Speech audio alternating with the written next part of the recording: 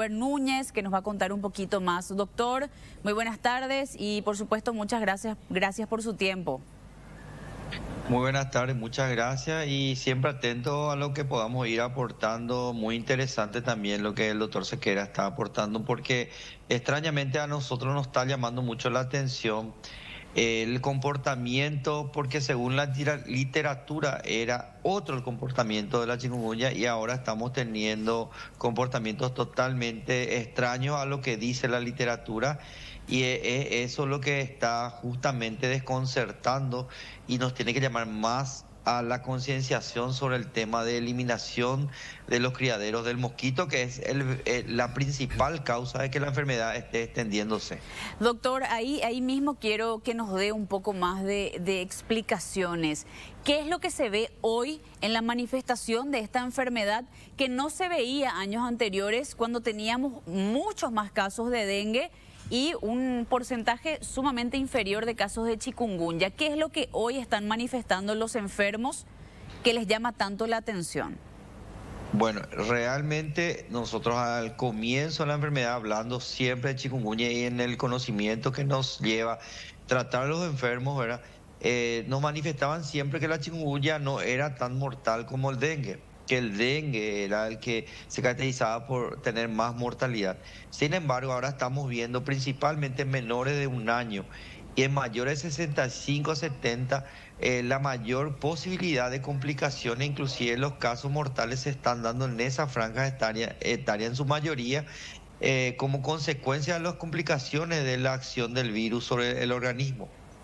Hablaba justamente del tema de las meningoencefalitis que se dan en los pequeños, que realmente, según los propios colegas, descompensa demasiado rápido al paciente. El paciente se vuelve muy lábil, muy frágil a la acción de la enfermedad y entonces se descompensan y fallecen, ¿verdad? Eso es lo que se está viendo como como algo inusual actualmente en los pacientes, principalmente en esos menores de un año y los mayores de 65, que ellos, los mayores de 65, tienen enfermedades de base, por la cual hace peor el pronóstico muchas veces de la chikungunya. ¿Cuáles son algunas de las enfermedades de base, doctor? ¿Diabetes? Las diabetes, cardiopatías, enfermedades colagénicas, pacientes que están comprometidos con la inmunidad, que tienen una inmunidad disminuida. Todos esos pacientes están propensos a poder desarrollar una forma más grave la enfermedad. Por eso es que no sabemos realmente cómo podría desarrollarse la enfermedad en nosotros, y nos llama de vuelta a la atención en el control de los pacientes, en el sentido de control o de eliminación de criaderos, y tratar de consultar lo más pronto posible cuando se presenten los síntomas y se haga más crónica. 1, 2, 3 días de fiebre ya nos tiene que llamar la atención para la consulta, más si estamos en la franja etaria de que tenemos enfermedades de base y en los menores de un año, por supuesto. Eso es muy importante, porque también parte de la información que nos llega es que ya la urgencia estaban llegando pacientes muy delicados y en un estadio ya de la enfermedad bastante avanzado, lo que hace mucho más difícil el tratamiento, doctor. Y justamente acá entra como parte importante en los hospitales la recogida, o sea, la resección de ese paciente, porque lo que pasa es que la chikungunya cursa clásicamente con mucho dolor, inflamación de las articulaciones, y ese dolor es tan invalidante que le desespera a la persona, y muchas veces ese dolor pasaría a segundo plano en relación a la gravedad de otras urgencias, que sería la descompensación del paciente ya a nivel más general, ¿verdad? Desarrollando la enfermedad de forma más grave. Entonces, tenemos muchos pacientes y realmente por el RAT se debería de seleccionar los más graves, los más urgentes, y los otros tenés que esperar un poco. Es ahí donde muchas veces hay una cantidad exagerada en las urgencias, y la gente muchas veces no quiere esperar ese momento a que el paciente más grave, evaluado por el personal de salud, tenga que ser primero atendido antes que los demás que pueden esperar un poco, que su tratamiento probablemente sea ambulatorio. Ahí es muchas veces donde vemos la falta de coordinación muchas veces. Meningoencefalitis, dice doctor, le escuchamos a ustedes, Sí. le escuchamos al doctor Sequera, a muchos de sus colegas. Pero en términos sencillos, ¿qué significa, si nos puede explicar esta patología? ¿Cómo se manifiesta? Bueno, y la meningoencefalitis es una afectación del cerebro, ¿verdad? La encefalitis en sí es la afectación directa del cerebro. La meningoencefalitis también afecta las capas que recubren el cerebro, porque el cerebro tiene una capa que le recubre, ¿verdad? Que evita los traumatismos severos, o sea, evita la lesión severa al cerebro, también sirve como una suerte de mantener la nutrición, todo lo que sea la parte de vascularización. Y cuando hay una inflamación e infección del cerebro y la capa que le protege, es lo que ocurre. Estas situaciones en las cuales principalmente se dan casos como la fiebre, puede causar una suerte, muchas veces cefalea, muchas veces pueden dar convulsiones, también una irritabilidad en el niño, pues la irritabilidad está directamente asociada a una alteración en el sensorio, ¿verdad?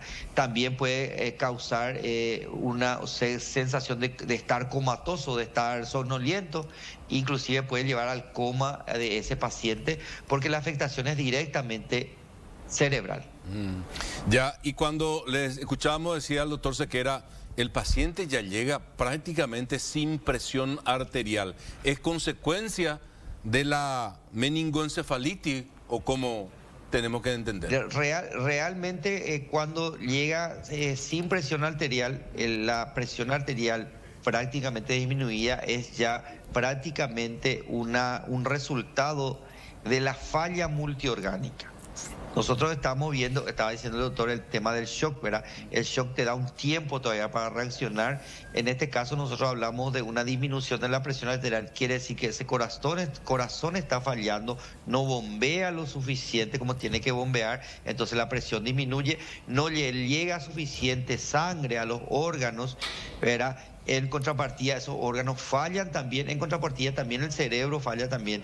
Es como un círculo vicioso de inflamaciones e infección en la cual tanto la falla del cerebro como la falla del corazón hace que entre en falla todo el organismo y llegamos en un momento que ya prácticamente el paciente no puede salir, ¿verdad? Cuando hay una falla multiorgánica, como le llamamos nosotros, hay una falla completa del organismo y puede llegar fácilmente a la muerte.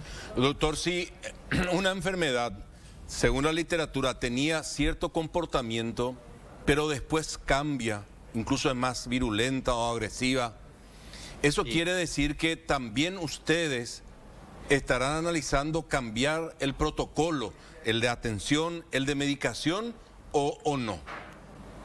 Realmente siempre uno se basa en la literatura anterior y justo lo decía el doctor Sequera, siempre la chikungunya fue tratado en el segundo punto de gravedad en comparación al dengue.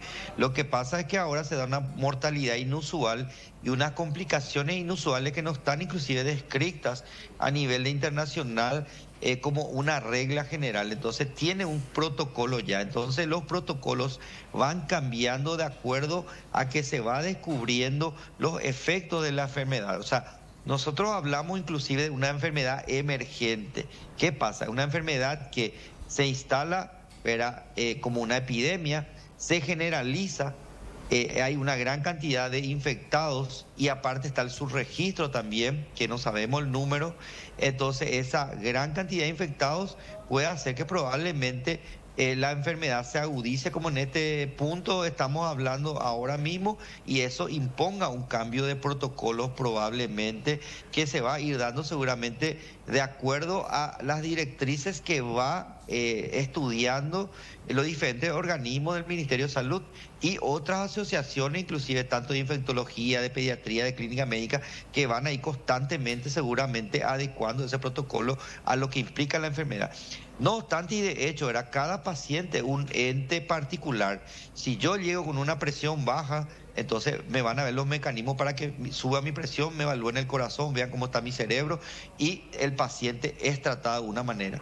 Si otro paciente viene de otra manera a la urgencia, es tratado de otra manera. O sea, se va a ir viendo de acuerdo a las generalidades qué protocolos realmente vamos a ir haciendo, ¿verdad? Pero de hecho cada paciente se está viendo que está muy lábil. Por lo menos en pediatría estamos viendo que los recién nacidos, que son los que estamos viendo también mucho, se descompensan fácilmente con la chikungunya. Y porque es tu especialidad, doctor, ¿y qué calculás vos que se tiene que hacer? ¿Qué tiene que cambiar? ¿Por dónde tiene que cambiar? ¿Es, no sé, internarles más rápido, por más tiempo? No. Y los protocolos se están viendo, ¿verdad? Creo que la gran mayoría ya tiene el protocolo de que cuando es un recién nacido, que es de una madre probablemente que tuvo chikungunya, ya queda en el hospital en observación, ¿verdad? Se le hace la evaluación y se le estudia. Muchas veces no se sabe que la mamá tiene chikungunya en el momento del parto, no tiene esa sintomatología, y en la casa puede hacer un cuadro febril, el cual requiere que consulte ahí por el tercer, cuarto día, y si se evalúa y se ve que ese paciente es compatible con la sintomatología de chikungunya, queda internado. Estoy viendo que eso están haciendo actualmente en los servicios de salud. Eso es algo que ha ido cambiando, como le digo, porque la literatura ha ido, o sea, se presenta totalmente diferente de lo que estamos viendo en el país ahora mismo. Ahora, una vez que declaran alerta o en alerta la cantidad de casos de chikungunya que estamos teniendo, doctor, ¿eso es para una socialización y un mejor entendimiento de la gente a la hora de acudir a los hospitales, o va a cambiar algo de inmediato en los procedimientos que bien nos estaba explicando? Bueno, realmente el tema de procedimientos forma parte de una integración tanto con el Ministerio de Salud como las sociedades científicas, que es la que están en constante comunicación con alguna literatura anterior, y mismo por la experiencia que vamos ganando acá, ¿verdad? Como dijo el doctor, justamente los expertos extranjeros se están sorprendiendo con lo que está ocurriendo. Entonces, en base a eso se va armando un protocolo y se va socializando. Ahora, la cuestión de la alerta epidemiológica ya dependería del Ministerio de Salud, de acuerdo a la capacidad resolutiva seguramente que tiene los servicios de salud. Entonces, eso justamente creo que yo he leído una información que se va a definir este fin de semana, si es que se llama una alerta epidemiológica, que probablemente también ahí tendría que tener amplia participación de todas las fuerzas vivas, porque acá principalmente nuestro principal problema está en la eliminación de los criaderos y que no se regionalice ya la chikungunya, porque sabemos que actualmente tenemos más en Asunción y Central, ¿verdad? Y eso que no se vaya expandiendo, y aparentemente, según el informe de epidemiología, tiende a generalizarse y tiende todavía a mantenerse porque hay todavía calor y van a haber lluvias. Eso implica más criaderos, implica mayor contagio. Entonces, volvemos al punto de la eliminación de los criaderos como principal forma de evitar la enfermedad. ¿Cuál es la diferencia entre alerta o emergencia? Yo no sé si hay estratos, clases de calificar una situación sanitaria a nivel país. Porque alerta me parece todavía algo leve.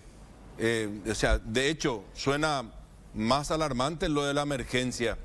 Digo, ¿qué implica la alerta? Acceder a mayor presupuesto, acceder a tomar decisiones de mayor personal, porque lo que vemos ahora todavía, sobre todo en Central, doctor, es que, y nos llegan fotos y videos de los hospitales con una demanda, pero muy superior, de gente que necesita consultar, por lo visto por los síntomas, que la capacidad de atenderlos, doctor. No sé si por ahí va también el tema de la alerta internamente. ¿Qué puede hacer el ministerio si se declara este fin de semana alerta epidemiológica?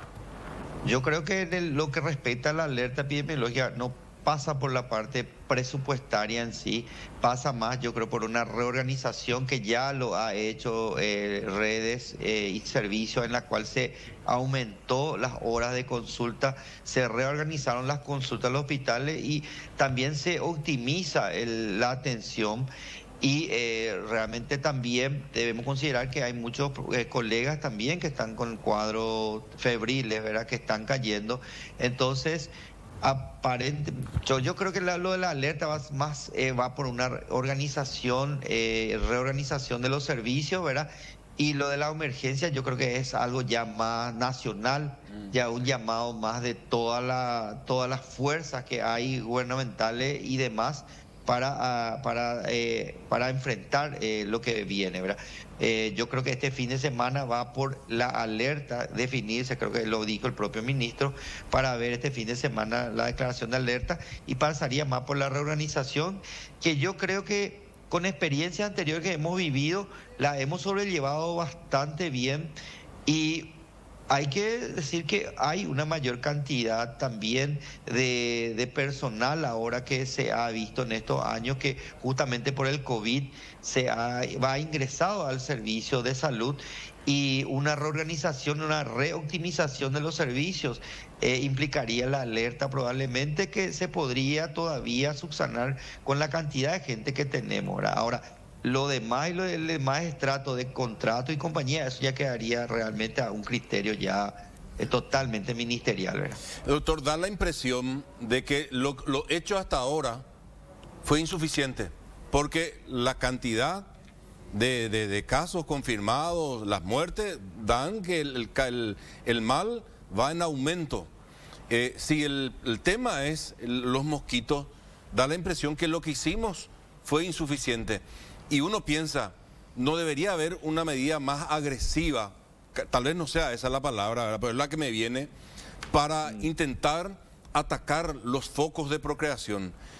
Nos dijeron que la fumigación, el impacto que tenía no era grande, pero uno dice, también podría ayudar. Escuché que dice, no, en realidad la fumigación tiene que ser dentro de las casas, porque ahí pues están los mosquitos.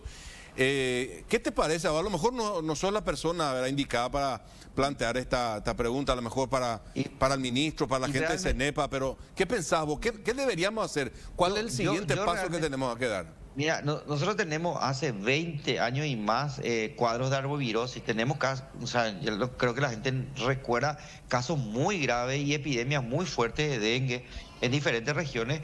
Y no creo que sea muy diferente a la que ahora tenemos también con la chikungunya, ¿verdad? Ahora, el problema principal acá está en el contagio, los mosquitos. O sea, la enfermedad cuando se desarrolla ya queda en manos nuestras, de los colegas, ya tratar la enfermedad. Pero evitar que haya casos, ¿verdad?, demasiado, o sea, muchos casos de chikungunya, depende mucho. Y creo que yo ahí quisiera decir de la gente y de las autoridades que deberían de actuar en cada municipio sobre ese aspecto. Y se puede dar porque hay casos en que se han hecho una integración entre las diferentes fuerzas vivas. Si trabajamos tan bien en el tema COVID, formando una integración entre todas las fuerzas vivas, ¿por qué no ahora hacerlo en los diferentes barrios de diferentes ciudades y organizarse y hacer una minga? Que no es suficiente haciéndola una vez nomás, eso hay que repetirse y con más fuerza después de una lluvia. Y el tema de la fumigación es más que conocido, que la fumigación eliminaría los mosquitos adultos. ¿Qué pasa? Matamos un mosquito y ese mosquito ya puso 1000 huevos, o sea, no vamos a ningún lado otra vez, vamos a seguir en lo mismo. Nosotros tenemos que eliminar los criaderos donde los mosquitos van a desarrollarse. Entonces, la mejor y mayor solución, creo que la agresividad debería de ser en los servicios municipales, que deberían de entrar con más fuerza en el tema de eliminación de criaderos, quizás imponiendo multas, qué sé yo, ¿verdad?, que podría ser, quizá armando brigadas de personal que trabaje en forma conjunta con el Ministerio de Salud y hacer las mingas, concienciar a la gente y volver a llamar a la conciencia. De alguna manera, la gente tendría que entender que les puede tocar a todos y las consecuencias, lastimosamente, podrían ser fatales si es que el paciente tiene, como le dije, alguna enfermedad de base o es menor de 1 año. Entonces, lo único que es principalmente acá, la solución principal en estos momentos es la eliminación de los criaderos, el cual implica un compromiso de todos. Ahora, doctor, no quiero dejar de preguntarle con respecto a algo que manifiesta la gente que tuvo ya la enfermedad o que tiene la enfermedad. Esos dolores terribles que describen, que incluso cuando ya han pasado en teoría los días que esa persona está enferma, ya tiene un alta, continúa con algunas secuelas. ¿Qué secuelas están viendo en estos últimos casos? Bueno, que por supuesto se están manifestando, ya bien nos decía usted, de una forma un poco distinta a años anteriores. ¿Qué pudieron recabar de los pacientes que han vuelto a consultar porque continuaban con algún tipo de dolor o problema? Principalmente dolores articulares, eso es lo que principalmente estamos viendo. Incluso he visto varios servicios que están ofreciendo, ¿verdad? Ya sea turnos para ir viendo y tratando esos problemas articulares que se prolongan en el tiempo. Incluso estoy escuchando reumatólogos que están diciendo que podría ser el origen de una artritis en personas que son propensas a desarrollar una artritis, ¿verdad? Entonces, principalmente lo que nosotros estamos viendo es la persistencia de los dolores articulares, esa invalidez, inclusive muchas veces que está manifestando. El tema de la fiebre pasa, el tema del RAS pasa, pero el dolor articular es lo que a veces persiste en el tiempo como principal secuela. Casos raros, como le dije, bueno, y no tan raros, hay que considerar, son el tema de las meningoencefalitis y la secuela que podría tener, porque no todas las meningoencefalitis fallecen también, ¿verdad?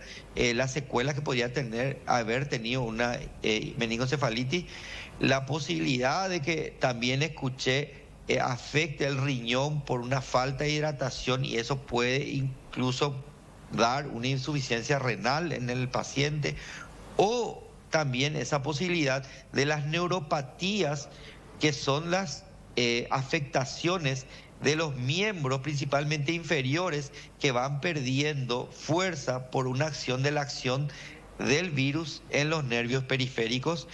Un conocido síndrome que se llama de Guillain-Barré, que es una parálisis ascendente de los miembros inferiores, que son secuelas de las que habla la literatura. Pero principalmente nosotros nos enfocamos en los dolores articulares, ¿verdad? Y aquí hay que diferenciar bien los dolores articulares como algo tratable de las complicaciones serias, que son justamente las que llevan a la muerte. Entonces, por eso es importante la consulta. Bueno, doctor, le agradecemos muchísimo por su tiempo y esperemos, vamos a estar muy atentos a lo que vayan a anunciar desde el Ministerio de Salud este fin de semana, y por supuesto también a cómo va avanzando esto, esperando siempre que los organismos correspondientes se unan, charlen, municipalidades, ENEPA, Ministerio de Salud también, para seguir creando conciencia, que parece la mejor solución. Muchas gracias, doctor. Muchas gracias a usted, y a seguir eliminando los criaderos, es la mejor opción.